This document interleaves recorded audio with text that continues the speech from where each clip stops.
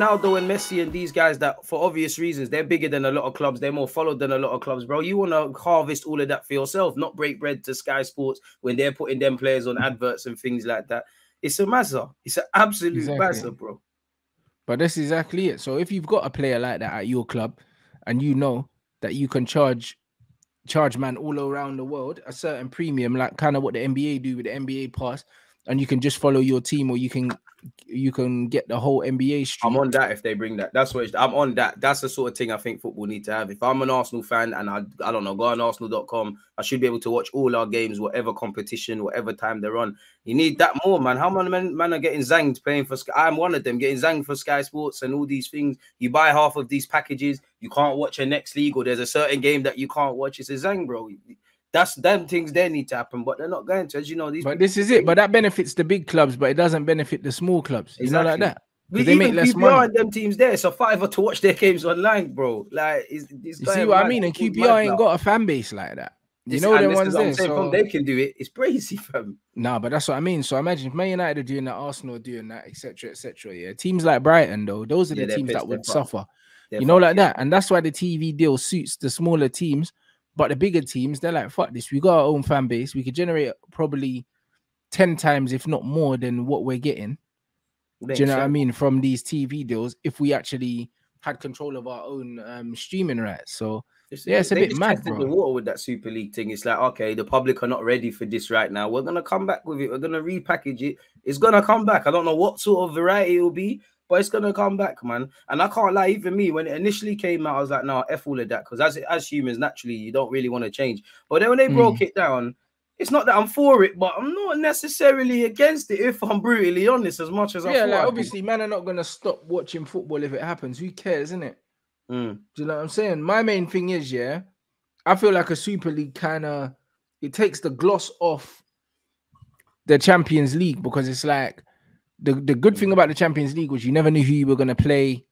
There's a bit of excitement. When you know you're playing these guys every week, yeah, it's kind of like, bruv. It's meaty, innit? It's meaty. Isn't it? Like, man are playing Real Madrid like 3 times a year or something like that every year. And it's like, man, no, I'm going to play them. Like, it's not. It's not really the same thing. Do you know what I mean? And then when you put it like that, the novelty. It'll just be elite. It'll just be elite football. That will become the new Premier League, because it will be the premier thing, the Super League. And then no one's going to care about the Prem, because, bruv, you see man playing B teams in the Prem, because, bro, if you don't need to win the Prem to be in the Super League, then you don't really give a shit. Why would you bother? Like, I just play my second team, blood, or rotate players in the Prem. Yeah, I'm saying finish 5th or 6th or whatever, be in the Super League anyway. You know, like that, and just mash peas, blood.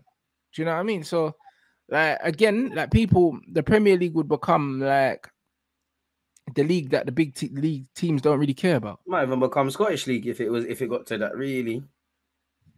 So you just never know. And also on the flip side as well, like, if they're getting X amount of billion per season from the Super League, and they've got that money to spend in the Premier, it could have the opposite effect, and it could turn it into like the Scottish League, where you've got a couple teams that have way more money than everyone else. Then the smaller teams ain't getting that TV money. They can't spend it. Yeah, you got teams like Brighton, couple of them teams in the Prem that are well managed. Newcastle, they might bully it still. That's what I mean. But at the moment, they can spend. Maybe if the money's not there, the TV money's not distributed well, then maybe they can't spend. Yeah. You know what I mean? Then they can't spend. All of a sudden, you can just take all their players from them, because they can't turn it down because they don't have the money. Exactly. And then you lose the attraction, because obviously, if you're not English, or you ain't necessarily got a reason to be in the Premier League, and like you said, you go with the big teams, man are going to say, I'll just hold on to the Super League clubs, because I can move to England, get decent wages, but I'm not playing in the big games, and I'm not competing for whether I'm in or out of the Champions League and all of these things. You know, the very things we hear all of these players when they sign for our clubs talk about. You kind of lose that, I guess. Yeah, facts. I mean, man said that the big clubs are only big because they keep winning. They made the Super League, people wouldn't even support them. Look at Milan, they probably lost a lot of fans from being unsuccessful. Maybe so, because that's kind of what happens in general anyway. Like, you see, like, with Man City, like, a lot of the new gen will probably be looking at them, seeing their favorite players play for them, and start to support them because they're winning, innit? Obviously, success is what builds a fan base and keeps it. Obviously, if you're going Super League and you're getting pammed by Real Madrid and Bayern Munich every week, it's kind of Yeah, this is a bit of a weird one. It's a catch-22, bro. But I just feel like I know they're saying that they would have ran it alongside each other, but for me, I don't see long time how it works. Yeah, it's not practical in the long term, fam. Because then you factor in what's going to happen to the Champions League. Are you going to have to decide what's going on there, really? And how's the fixture schedule going to work? Because if there's bare teams in the Super League, you're going to have to play each other quite frequently.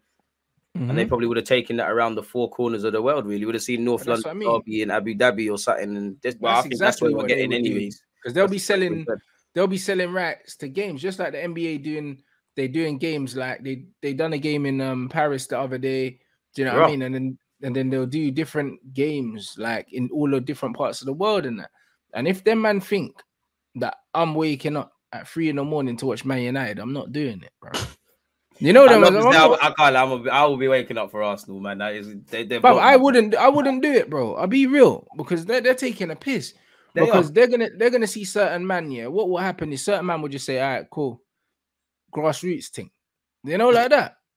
I swear that people are on that. Yeah. That's happening right now, bro. That's why man are supporting, bro. I'm supporting SC Dons now. Yeah, man, we just say SC Dons and calm, bro. That's what they're doing, man. Them are really going down to these non-league teams now and standing up on the side, bro, because people want to feel connected to the club, bro. Do you know what I'm saying? And that's what I mean. And he said, remember, they proposed the 39th game abroad. You see what I mean? That's mad.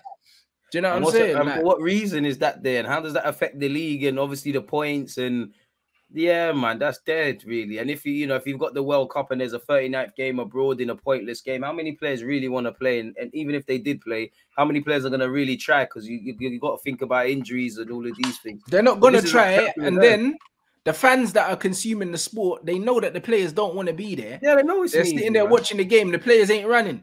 Like, it's boring. It's like whenever the big teams play each other in pre-season, yeah, man, follow it, run Bants, the big players play, but it's not the same. It's really not. This is it.